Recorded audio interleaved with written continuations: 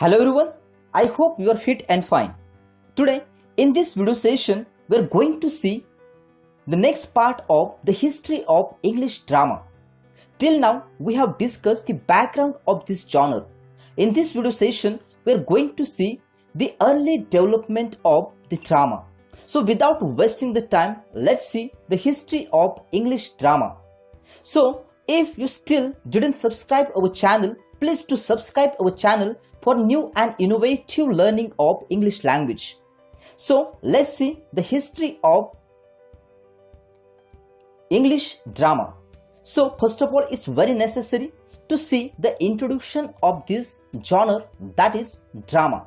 So drama is closely related with theatre. Drama theatre से closely relate करता है. And of course, without theatres, it's not possible to perform the dramas. Dramas को हम perform theatres में ही कर सकते हैं. So drama is an essential part of each and every play. So let's see, drama has its origins in folk theatre. Folk theatre is a term which is very necessary to understand. So folk theatre means what? That such kind of the drama performances were not exactly happened instantly. So this type of the performances were started in folk theatre. It means लोगों को amuse करने के लिए, entertain करने के लिए ये जो ड्रामा है वो पहले फोक लेवल पे यानी लोगों में ये जो जॉनर था वो पहले डेवलप हुआ. And people are now performing the small acts. तो छोटे छोटे परफॉर्मेंसेस लोग क्या करने लगे, देने लगे. इसके बाद में इसकी शुरुआत इसी फोक थिएटर से आगे चल के आगे बढ़ी. So let's see that we therefore cannot consider drama merely as a part of literature, because words are the medium of expression in literature, and as in art the words are used, but drama has the multiple arts. Drama में बहुत सारे arts का combination आपको देखने मिलता है. Because literature में basically हम वर्ड्स का इस्तेमाल करके हमारे जो माइंड में चल रहा है, whatever the expression we have inside, we express those feelings with the help of the words. But of course drama is little bit different than that particular art. इस आर्ट से थोड़ा बहुत drama अलग है, क्योंकि drama में बहुत सारे आर्ट्स का कॉम्बिनेशन आपको देखने मिलता है. And of course here you will get the words, scenic effects, you will get the music, you will get the gestures and actors and the organizing talents of a producer. So this is the cumulative efforts of all the elements of drama. Because drama में आपको words देखने को मिलेंगे, drama में आपको music देखने को मिलेगा, scenic effect, that is also one of the important part of the drama. And of course remember actors, जिनकी बदौलत ही ड्रामा हो पाता है या उनके परफॉर्मेंसेस हो पाते हैं. So of course remember this is the organizing talent of a producer as well. It means of course here you will get or you need to put so many efforts, and this is not only the effort of a single person, but this is the cumulative effort of a team. तो team effort करके ही आपका जो drama है तो वो आगे बढ़ सकता है. So here it's very important to see the beginning of drama. तो ड्रामा की बिगिनिंग कैसे हुई, इसकी शुरुआत कैसे हुई. So let's see that the beginnings of drama in England are obscure. Obscure means हम exactly बता नहीं सकते कि कब या किस समय ड्रामा की शुरुआत इंग्लैंड में हुई. Because just we have discussed that इसकी शुरुआत जो है वो फोक थिएटर से हुई, यानी धीरे धीरे करके लोग परफॉर्मेंस देने लगे या शॉर्ट एक्ट्स करने लगे, और धीरे धीरे करके ये जो एक्ट्स हैं वो आगे बढ़े, and then we have the drama as a genre. So let's see, there is evidence to believe that when the Romans were in England, they established vast amphitheaters for the production of plays, but when the Romans departed from the England, that time the theatre also departed with them. So ऐसा माना जाता है कि जब Romans England में आए थे तो उन्होंने बहुत सारे एम्पी थिएटर्स वहां पे एस्टैब्लिश किए, क्योंकि रोमन्स कहा जाता है कि these were the people those who entertains themselves in a large scale. Large scale में एंटरटेनमेंट रोमन्स या रोमन एम्पायर में किया जाता था. जब ये रोमन्स इंग्लैंड में थे तब उन्होंने बहुत सारी जगहों पे उन्होंने एम्पी थिएटर्स बनाए थे। Amphi theatres, this is the theatre, type of the theatre. And of course when they departed from England, जब वो इंग्लैंड से चले गए तो उनके साथ में ही ये जो एम्पी थिएटर्स थे वो भी चले गए। It means after that the development was actually stopped, यानी डेवलपमेंट ड्रामा की स्टॉप हो गई। And gradually by the 10th century the ritual of plays that itself had something dramatic in it got extended into the rudiments of a play. Rudiments means beginning. So this is the beginning of a play. इसकी जो शुरुआत है वो 10वीं सदी में हुई। And of course remember that time people are actually don't know exactly about the developed drama, but they had started, at least उन्होंने उसकी शुरुआत की। और इस शुरुआती दौर में यानी 10th सेंचुरी में इसकी जो बिगिनिंग है वो हमें दिखाई देते हैं। और उसके बाद में between the 13th and 14th century, 13वीं और 14वीं सदी में drama started having themes which were separated from religion. Because पहले के जमाने में जो ड्रामा थे वो ज्यादातर हमारे रिलीजन से बिलोंग करते हैं, यानी रिलीजन से बिलोंग जो परफॉर्मेंसेस हैं वही सिर्फ किए जाते थे। पर later on these particular performances were differentiated from the religion, and of course in 13th and 14th century में आपको जो ड्रामा दिखाई देते हैं उनमें आपको रिलीजियस थीम कहीं पे दिखाई नहीं देती। इसका मतलब है ड्रामा का जो फॉर्म है वो धीरे धीरे डेवलप हो रहा था। कौन सी सदी में? 13th and 14th century. Remember that the words themselves were spoken in English because शुरुआत के दौर में ड्रामा जो थे वो पोइटिक फॉर्म में लिखे जाते थे, यानी पोइट्री फॉर्म में लिखे जाते थे। And of course remember that the words were drafted from different languages, Greek में थे, लैटिन में थे। But in this particular century, that is 13th and 14th century, the words themselves were written in English. तो English drama की जो शुरुआत है तो इस सेंचुरी से हुई, 13th and 14th century. A longer dramatic script came into existence, and of course remember they used such kind of the dramatic script which is the longer script. तो इसी दौर में या इसी जमाने में ये जो स्क्रिप्ट है ड्रामेटिक स्क्रिप्ट का या लॉन्गर स्क्रिप्ट का जो जन्म है इसी एज में हुआ। And of course remember that time this kind of the plays were called as miracle plays, and miracle plays are basically remember related with the life of Jesus Christ. And of course remember Christianity is the base of England, and of course remember this religion, Christianity, the spreading this religion to everywhere in this particular world. And of course that time miracle plays were happened.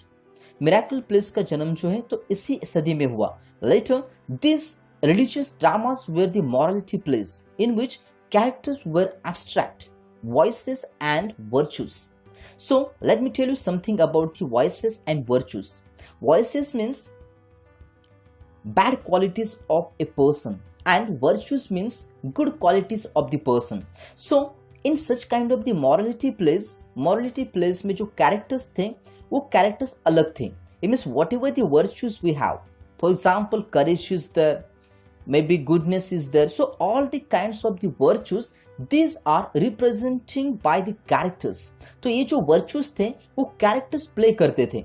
And of course remember that in our world bad and good qualities they were always struggling. It means good and evil, they were these things all the time highlighted in this particular world. And उस जमाने में भी ये जो चीजें हैं यानी अच्छी चीजें और बुरी चीजें, अच्छे वर्चूज और बुरे वॉइसेस, इनको कैरेक्टर्स के थ्रू क्या किया जाता था? रिप्रेजेंट किया जाता था। And of course remember that they would like to show that virtues are more important than the vices, so they would like to prove this particular thing, and so they had represented the virtues and vices through their performances, through their plays. So शुरुआत के दौर में इस तरह के morality plays और miracle plays के performances होने लगे। उसके बाद में धीरे धीरे करके जो जॉनर है वो आगे बढ़ा।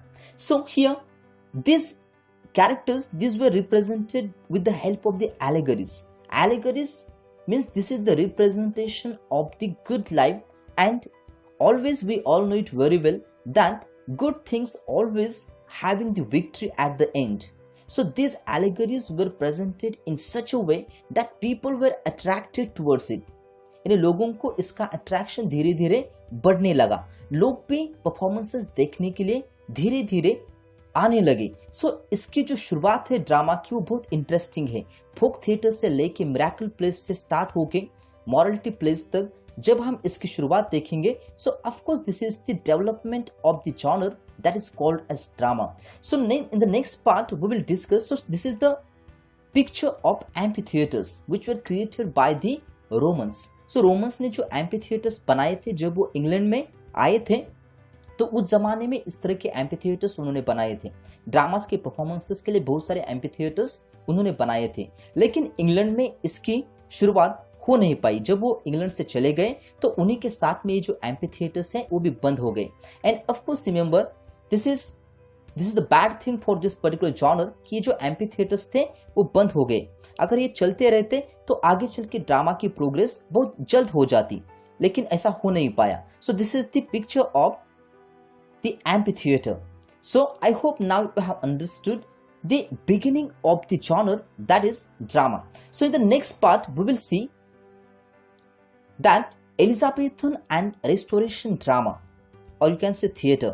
So Elizabethan age में और Restoration period में किस तरह से ड्रामा की डेवलपमेंट है वो हुई, इस पार्ट में हम देखेंगे। So let's see that this secular morality plays have direct links with Elizabethan plays.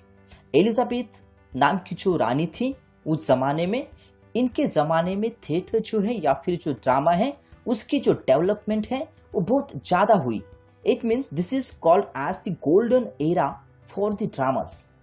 इस जमाने को गोल्डन एज कहा जाता है ड्रामास के लिए, क्योंकि इस जमाने में बहुत सारे ड्रामेटिस्ट उभर के आए और इसमें बहुत सारे ड्रामेटिस्ट है, जैसे शेक्सपियर हैं, then we have Thomas Kyd, Marlowe, जब Ben Jonson is there. So बहुत सारे राइटर्स इस जमाने में उभर के आए और इन्होंने अपनी कला का प्रदर्शन जो है वो बहुत बड़े पैमाने पे किया। So of course remember that this is a closely related, और this particular dramas were closely related with the life. So let's see that the renaissance imposed a learned tradition. Renaissance, this is a tradition, this is the what we call that, this is the Renaissance, means this is a type of the revival of the old classical plays. So revival का मतलब होता है कि उस जमाने में renaissance की वजह से, यानी दुनिया भर के जो लोग थे, जो लर्नेड लोग थे, जिन्होंने कुछ सीखा था, ऐसे लोगों ने क्लासिकल ड्रामास को रिप्रेजेंट करना शुरू कर दिया और इनके परफॉर्मेंसेस होने लगे। And due to that remember that classical in depth with themes of education, general moral problems and secular politics. तो अभी ड्रामा के जो थीम्स है वो चेंज होने लगे। अभी जो सेंट्रल कंसर्न था ड्रामा का वो बदल गया। अभी सिर्फ रिलीजियस ड्रामास नहीं होते थे, अभी उसकी थीम जो एजुकेशन पे रिलेट करती थी, या फिर जनरल मॉरल को रिप्रेजेंट करती थी, या फिर जनरल प्रॉब्लम्स को रिप्रेजेंट करती थी। And of course remember that time secular politics पे भी बहुत सारे ड्रामास के परफॉर्मेंसेस होने लगे, और ड्रामास के लिए बहुत अच्छी बात थी कि ऐसे परफॉर्मेंसेस धीरे धीरे करके आगे बढ़ने लगे। So the plays had nothing to do with religion now. So this is the main part. In Elizabethan age, that dramas were not related with the religion. अभी religion के बारे में लोग ज़्यादा नहीं सोच रहे थे. They are now thinking about the new and innovative themes of the dramas. So now let's see that these were examples of both comedy and tragedy. So of course remember that this is the beginning of tragedies and comedies. Let me tell you one thing, that tragedies, if you think about the tragedies, in tragedies we have the first tragedy which was written by Thomas Norton, that is Garboduc नाम की Garboduc, remember that. So this particular tragedy was recognized as the first tragedy in English literature. And of course, when you think about the drama, tragedy means the play which has the sad ending. Okay, and comedy means which has the happy ending. So sad ending and happy ending. So happy endings, comedies were written in this particular age, and the first comedy which is Ralph Royster Doyster, which was written by Nicholas Udall. So Nicholas Udall had written this particular first comedy in English, that is Ralph Royster Doyster. Okay, so let's see that इस जमाने में बहुत सारे जो dramatist थे वो उभर के आए. अभी मैंने आपको बताया that Thomas Kidd was there, Christopher Marlo was there, and most essential William Shakespeare was there. And of course remember that Elizabethan age is called as the Shakespearean age. And of course why Shakespearean age इसको बोला जाता है, I will tell you afterwards. Okay, so let's see that these dramatists, Thomas Kidd, Christopher Marlowe, all these dramatists, they had helped this genre to get developed. And here that these are the prime dramatists in this era. इस जमाने में ये जो dramatist थे इन्होंने अपनी खूबियों को बाहर निकाला, अपने टैलेंट को बाहर निकाला, उस जॉनर को आगे बढ़ाया. So it was Kidd who first of all discovered how easily blank verse might be converted into a useful theatrical medium, which Shakespeare used brilliantly in all his plays. तो Thomas Kyd ने blank verse में बहुत सारा काम किया. Let me tell you something about the blank verse. Blank verse means पहले के जमाने में मैंने अभी आपको बताया that this all dramas were written in the poetic form, but in this particular age Thomas Kyd had developed the blank verse which don't have any kind of the rhythm rhyme. तो यहाँ पे rhyme जो है वो कम दिखाई देती है या होती ही नहीं. एंड ऑफ कोर्स रिमेंबर उसने इस राइम्स या उसने इस तरह के ब्लैंक वर्स का इस्तेमाल किया जिस ब्लैंक वर्स की उस वक्त के ड्रामा को जरूरत थी, right. And of course he was developed this particular format of the blank verse, जिसको आगे चल के विलियम शेक्सपियर ने अपने ड्रामास में यूज किया और इसी जमाने में उसने इस ब्लैंक वर्स को इस्तेमाल करके लोगों को ड्रामा की तरफ अट्रैक्ट किया. So this is very important task which was made by the Thomas Kidd. And of course that now comedy had also proceeded beyond the rustic humor. So of course हल्की फुल्की comedy से लेके ये जो comedy है वो आगे बढ़ी. इस जमाने में कॉमेडी भी बहुत अच्छी कॉमेडीज आने लगी, because Shakespeare was there, Marlowe was there, Thomas Kyd was there. The Spanish tragedy, that was the tragedy which was written by the Thomas Kidd. Then Marlo was there, and of course remember he was the contemporary of Shakespeare, and of course he is the man of genius as well. वो बहुत genius था, and of course in he's regarded as the contemporary of William Shakespeare. Shakespeare के जितना ही talented ये जो dramatist था वो था, but of course due to his early death he was obscure. It means उसका जो टैलेंट था वो हिडन ही रहा.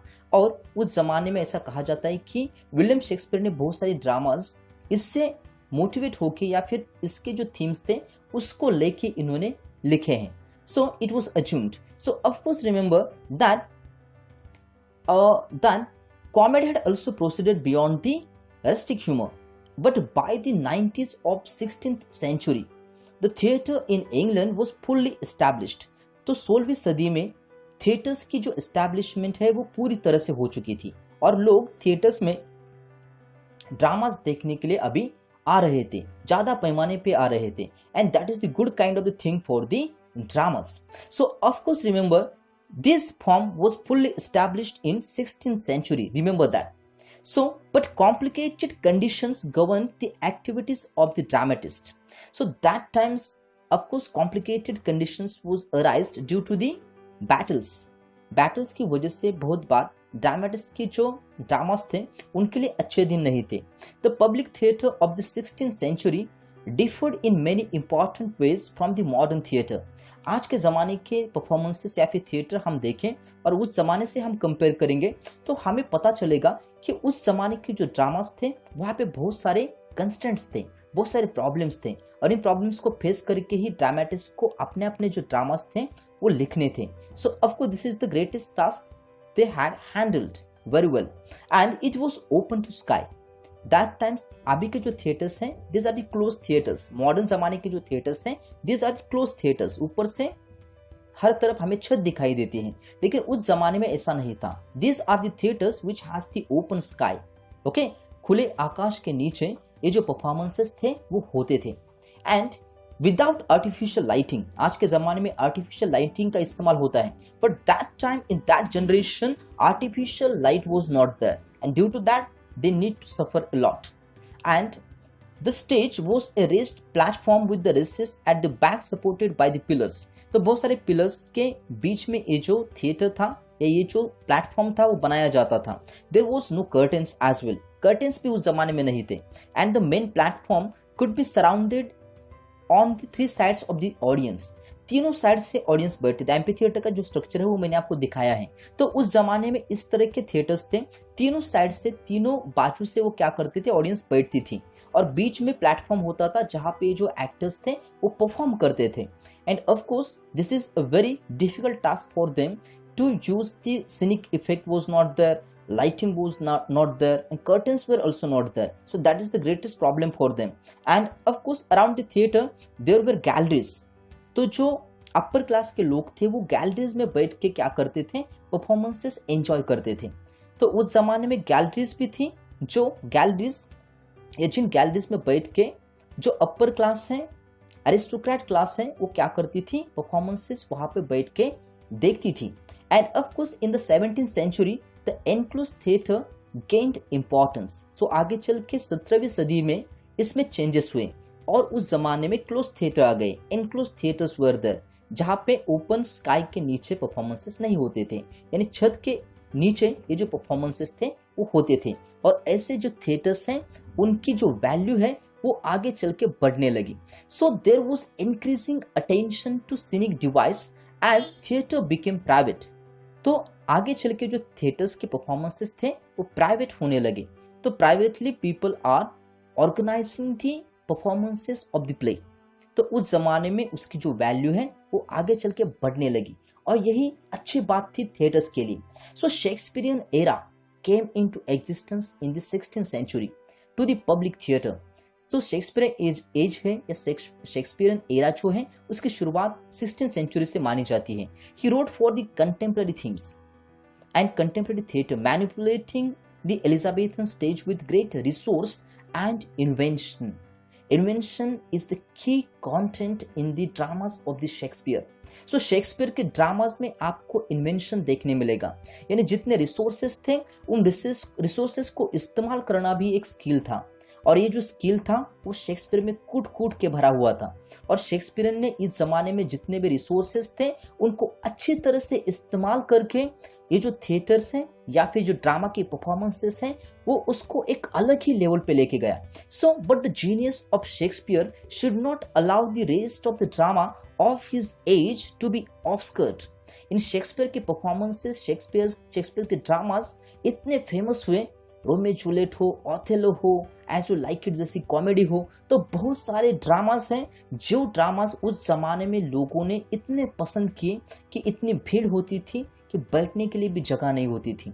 तो उस जमाने में शेक्सपियर ने बाकी के जो ड्रामेटिस्ट थे उसकी या उसके परफॉर्मेंसेस की वजह से ऑब्सकर्ड रह गए। But still we are going to discuss about them that how exactly Shakespeare age was developed. So contemporary to him was Ben Johnson.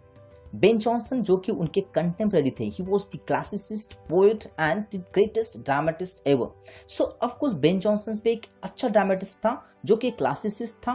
Classicist means the person is using his themes from the classics, Enid हो, एलियड हो। सो ऐसे books में या इन जैसे books की मदद से वो क्या करते थे, अपने जो थीम्स थे वो ढूंढ के निकालते थे। And of course he was one of the moralist as well and reformer as well.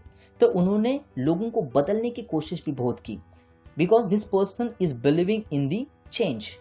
And it in comedy Jonson's genius is found at its best. Comedy में जॉनसन का हाथ कोई नहीं पकड़ सकता, क्योंकि कॉमेडी जो उन्होंने उस जमाने में लिखी है, this are the best comedies ever. आज भी वो कॉमेडीज उतनी ही लगन से लोग देखते हैं।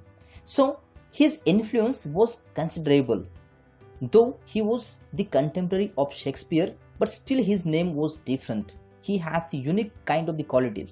The Restoration dramatist leaned strongly upon him.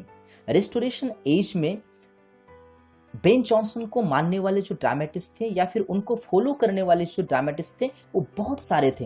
And of course closing of theatre, remember this is very important situation which you need to remember, that is the close, or you can say the closing of theaters.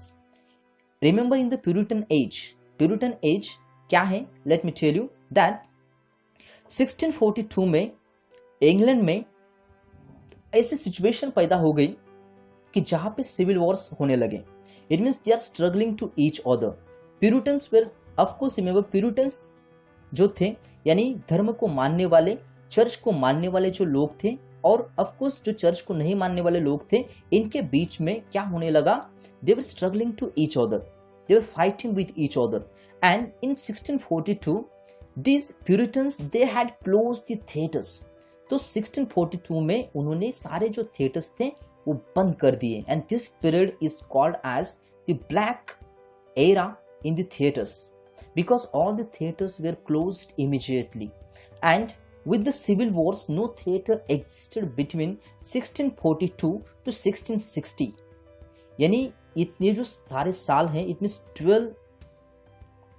12 years, 12 साल तक ये जो theatres थे वो बंद रहे, और इस जमाने में कोई भी परफॉर्मेंसेस देना अलाउड नहीं था। So that was the black era in the theater, on the history of theater, in the history of drama। The next phase which appeared after restoration produced a very different kind of dramatic literature। लेकिन जब restoration period, let me tell you, Charles second नाम का जो राजा था, उस वक्त जब ये सिविल वॉर्स होने लगे तो वो यूरोप भाग गया था। And due to that remember Puritans, इस 12 साल में प्यूरिटन्स एज चलता रहा, और उन्होंने सिर्फ धर्म का या फिर उनके रिलीजन का क्या किया, या उनके रिलीजन को स्प्रेड किया। और उस जमाने में theatrical performances were totally banned, right, totally ban किया था उन्होंने थिएट्रिकल परफॉर्मेंसेस के लिए। And of course when Charles second, इस जमाने में चाप में, उसके बाद में जब ड्रामा की शुरुआत हुई तो उस जमाने के ड्रामा कुछ अलग ही तरह के थे। इसमें Chapman was there, Thomas Middleton was there, Webster was there, Dekker was there. Webster जिन्होंने द डचेस ऑफ माल्फी लिखा, द व्हाइट डेविल लिखा, राइट। इस जमाने में थॉमस मिडल्टन है या फिर हो चैपमैन हो, तो इन्होंने जो कॉमेडीज लिखी, इन्होंने जो ड्रामास लिखे वो कुछ अलग ही थे। It means this are the comedy of manners. So let's see, when Charles II came back with the restoration of 1660 में ये जो चार्ल्स II था वो फिर से वापस इंग्लैंड में आ गया और उसको राजगद्दी मिल गई। And after that remember the theatres were reopened. तो उसके बाद में थिएटर्स फिर से एक बार खोले गए और इसके परफॉर्मेंसेस को अलाउ किया गया। So the restoration comedy achieved its peculiar excellence. So that time remember that this dramas or comedies got the encouragement and comedies were developed in such a way that this is, or they excellency की तरफ वो बढ़ने लगे। So this period into the the drama developed into class drama with upper class ethos। So ये जो सारे dramas थे, these are the comedy of manners, क्योंकि ये जो राजा था वो यूरोप में रह के आया था, यूरोप की लाइफस्टाइल उसे बहुत भा गई थी और उसी लाइफस्टाइल में ये जो राजा था वो रहने की कोशिश करता था और उसकी वजह से जो लाइफस्टाइल है वो बहुत फेमस हुई। और ये जो कॉमेडीज थी, ये भी कॉमेडीज उसी लाइफस्टाइल को रिप्रेजेंट करती थी। It means sentimentalism was not there. It means जो ऑर्डिनरी लोग हैं उनके थीम्स इस कॉमेडीज में आपको दिखाई नहीं देंगे। These are the comedies which are related with the life of aristocrats, knights. तो जो राजा थे, सरदार थे, उनकी ही लाइफ इन कॉमेडीज में आपको दिखाई देती है। So of course remember it lasted beyond this period into the first decade of the 18th century. 18th century तक ये जो कॉमेडीज थी ऐसे ही चलती रही। But afterwards comedy in the early 18th century declined into sentimentalism. So sentimentalism was not there. It become comedy of manners. George Etherege, love in a tub, then other types of the comedies he has written, love for love, okay, so such kind of the comedies he has written। उस जमाने में George इथरिज ने कुछ अलग लिखने की कोशिश की। And of course then he was the most important exponent of this genre, जिसमें सेंटिमेंटलिज्म या कॉमेडी ऑफ मैनर्स या सेंटिमेंटलिज्म नहीं दिखाई देता है, सिर्फ कॉमेडी ऑफ मैनर्स दिखाई देते हैं। And from such depths the drama was rescued bye Oliver Goldsmith. तो उसके बाद में ऑलिवर गोल्डस्मिथ आए, रिचर्ड शेरिडन आए, जिन्होंने ये जो ड्रामा का फॉर्म है जो कि कॉमेडी ऑफ मैनर्स माना जाता है, इसको बदलने की कोशिश की। और उन्होंने ये जो कॉमेडी ऑफ मैनर्स का जो ट्रेंड चल रहा था उसको उन्होंने बदल दिया, और सेंटिमेंटलिज्म का जो ट्रेंड है उन्होंने उसको एस्टैब्लिश करने की पूरी तरह से कोशिश की। And they were successful to some extent. So let's see that with Sheridan something of the brilliance of restoration dialogue returned into comedy but with more genial atmosphere. So now the themes were changed. Comedy of manners के जो themes थे वो अभी धीरे धीरे करके change होने लगे। The characters were firmly presented with clarity, reminiscent of Johnson but with no depth in Sheridan's world. No new interpretation of human nature. लेकिन इस जमाने में ह्यूमन नेचर का इंटरप्रिटेशन करना ये ड्रामेटिस्ट भूल गए थे। एंड ऑफ कोर्स रिमेंबर, ये सारे जो काम शेरिडन ने कोशिश की लेकिन वो उस जॉनसन की या जो बेन जॉनसन है उस तक पहुंच नहीं सका। And of course he tried his level best. उन्होंने उनके जैसे लिखने की कोशिश की, इस जमाने को आगे बढ़ाने की कोशिश की। In this age he was nearer to Oscar Wilde than to Johnson.